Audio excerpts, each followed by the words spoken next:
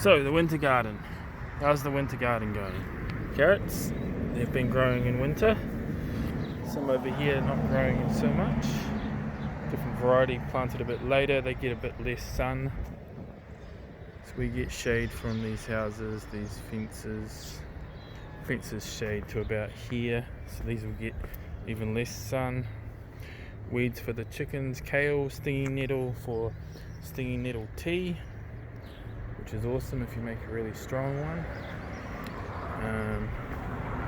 Got celery coming up everywhere because I scattered the seed, coming up everywhere. Beans are starting to flower. Cow's been overpicked, so I need to let that grow a bit so I can feed the chickens. They'll turn that into eggs.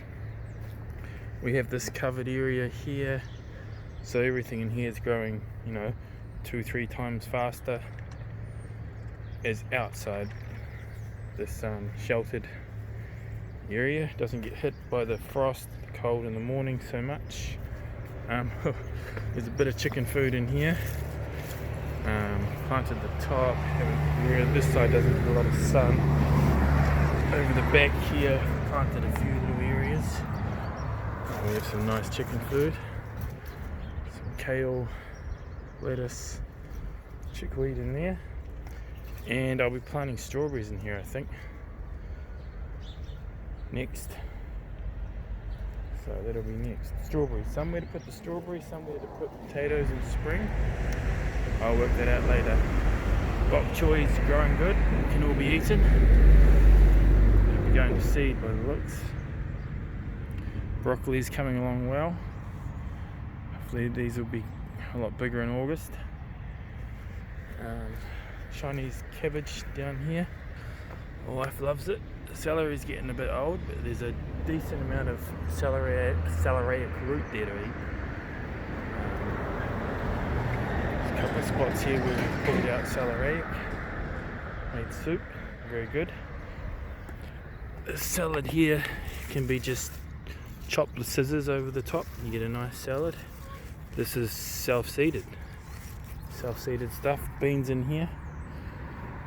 Some weeding to do because I didn't let the chickens go over the compost enough. I didn't dig it up enough so they could dig it down and eat the grass seed out of it that I mowed up, because most of the compost is from lawns and grass. Got a buried cat here under this, next to this rhubarb, which was moved because the chickens were in the area where it was. Kale's still growing under the chicken food. Elderberry needs to be moved. Yep, self-seeded. Fig needs to be moved too close to the feijoa. Plus I want that to be a little pathway. This may need some pruning. This fig. Coriander's growing good. I saw this in the supermarket. It was like $4 for enough coriander, $3 or $4 for enough for one meal. And I'm like, holy crap, I'll just grow this stuff. Garlic in here, it's bunching nice. More garlic's been planted, hasn't come up yet. Here's garlic from the bulbuli, whatever you call it, and there's some more over here. You can't really see it.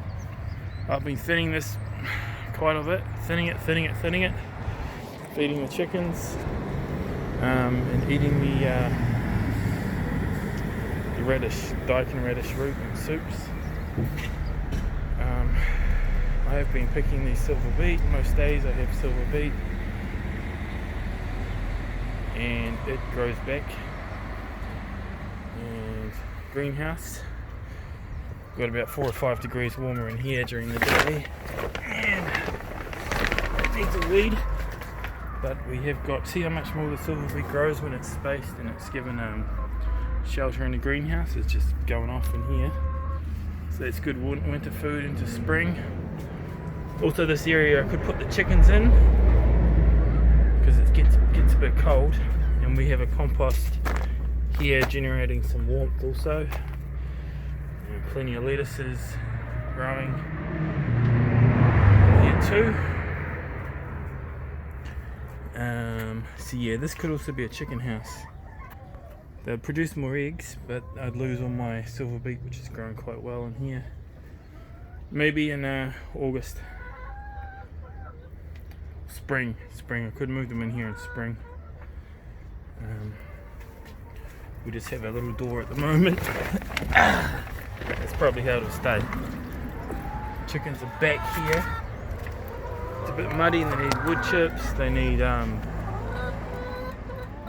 carbon.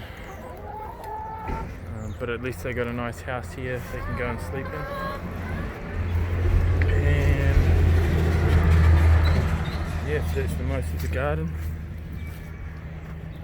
Beans are doing their job, fixing nitrogen. Radish is doing their job, aerating the soil. And there's maybe some flowers. Yep, some flowers starting here. On a nice sunny day, we do get some bees come out. And we've got good pollination here, see? Lots of bees, so you need your flowers, you need your jasmine flowers, your barrage flowers.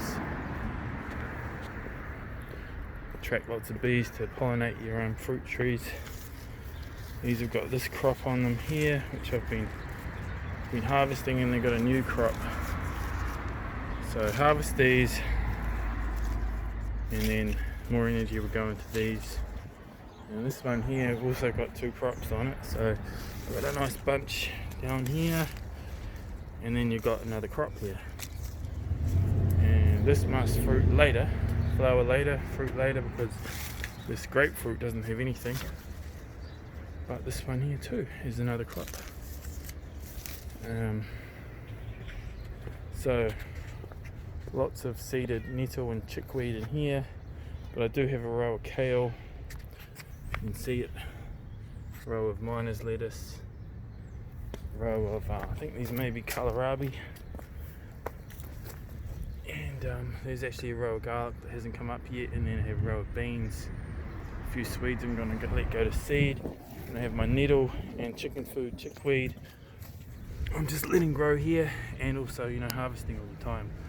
So it's not like that this hasn't been growing in winter, because it's been growing and I've been picking it, eating it, and feeding the chickens, so I get eggs from it. There's also, we have some growth in this greenhouse. Cold.